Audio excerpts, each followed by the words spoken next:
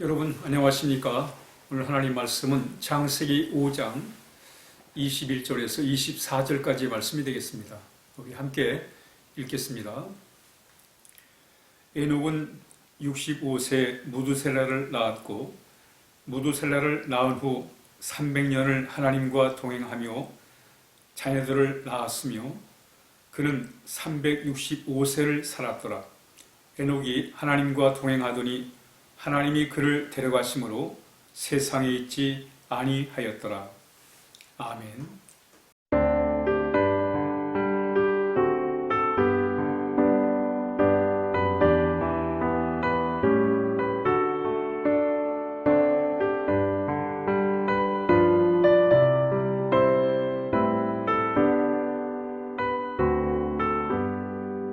나의 영원하신 기업 생명보다 귀하다. 나의 갈 길 다가도록 나와 동행하소서.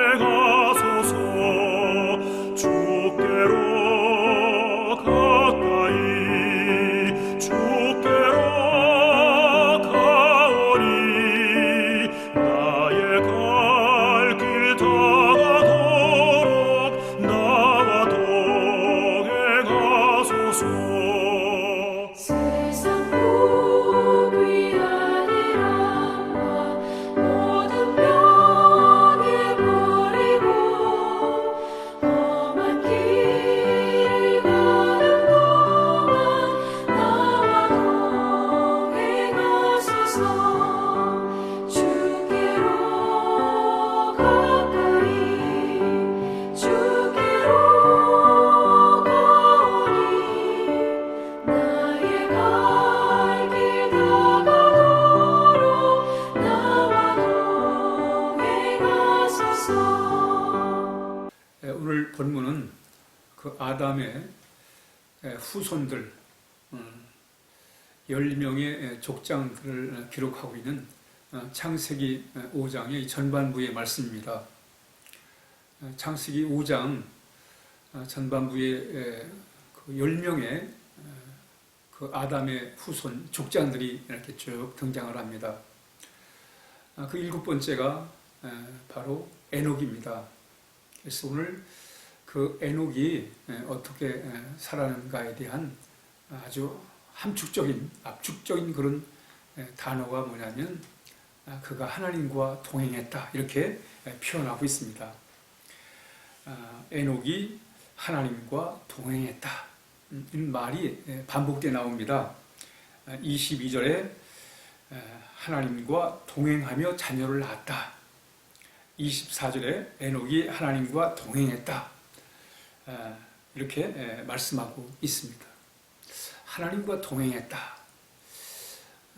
이 말의 표현이 뭔가 우리가 그 사람과 동행한다는 것은 뭐 여행을 하든 아니면 어딘가를 향해 갈 때 같이 함께 걸어간다든가 뭐 차를 타고 간다든가 그러면서 동행이 가능합니다. 그런데 하나님과 동행했다는 뜻은 도대체 뭔가? 영어 성경에 보니까 하나님과 함께 걸어갔다 이렇게 표현되어 있습니다. 하나님과 함께 걸어갔다. 그러니까 사실 이것도 참 어렵습니다. 이것도 이해하기가 어려워요. 하나님과 함께 걸어가는 건 도대체 무엇인가? 우리가 이 의미를 우리가 살펴볼 때 우리 시브리서 11장에 보면 에녹에 관한 말씀이 나옵니다. 그 시브리서 11장 5절에 믿음으로 에녹은 죽음을 보지 않고 옮겼으니 하나님이 그를 옮기심으로 다시 보이지 아니하였느니라. 그는 옮기기 전에 하나님을 기쁘시게 하는 자라 하는 증거를 받았다. 이렇게 시브리서 기자가 에녹에 대하여 말씀을 하고 있어요. 그러니까 에녹에게 하나님과 동행했다고 하는 그 의미에서 첫 번째가 뭐냐면 하나님을 믿었다는 거예요. 에녹이 하나님을 믿었다. 하나님을 의지했다. 하나님의 뜻을 따랐다. 이렇게 우리가 설명을 할 수가 있겠습니다.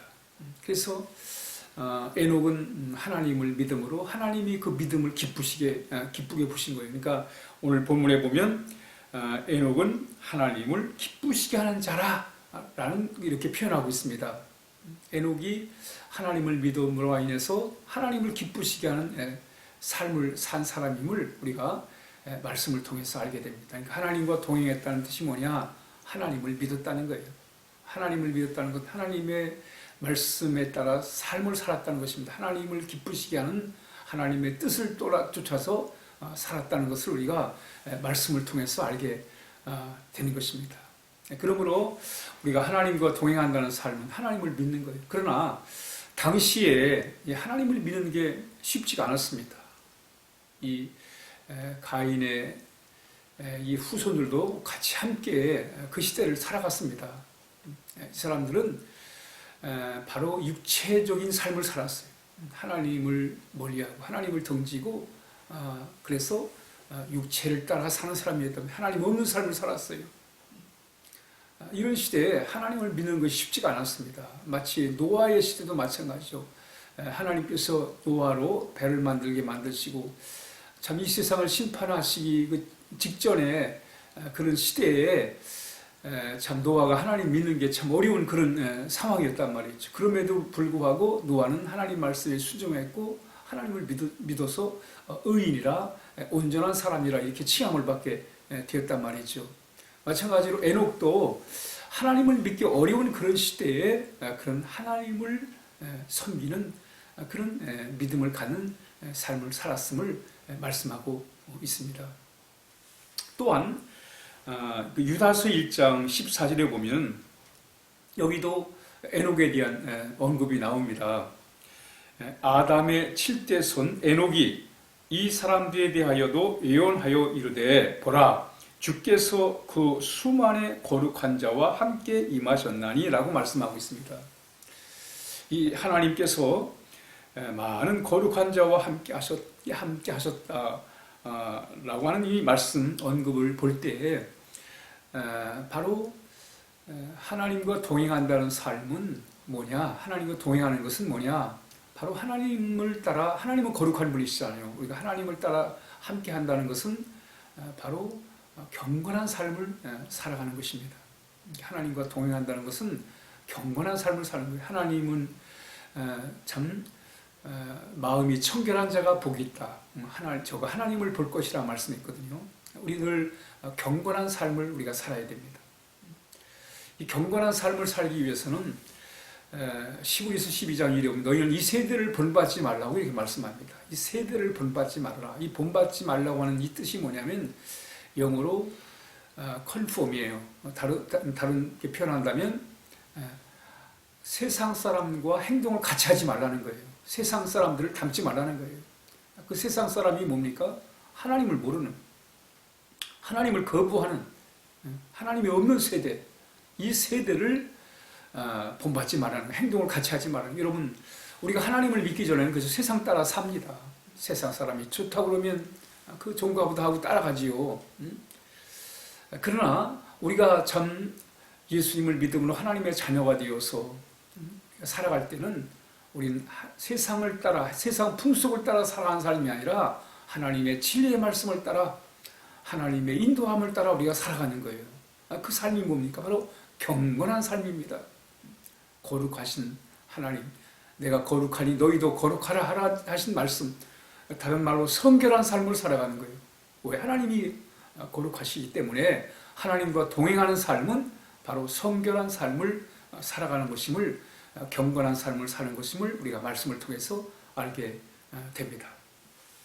오늘 에녹이 하나님과 동행했다라고 하는 이 말씀의 뜻 두 가지는, 하나는 바로 에녹은 믿음으로 하나님과 함께 동행했다는 거예요. 하나님을 믿었다는 거예요. 여러분, 다윗이 참 하나님을 믿음으로 그가 늘 하나님과 동행하는 삶을 살 수가 있었습니다.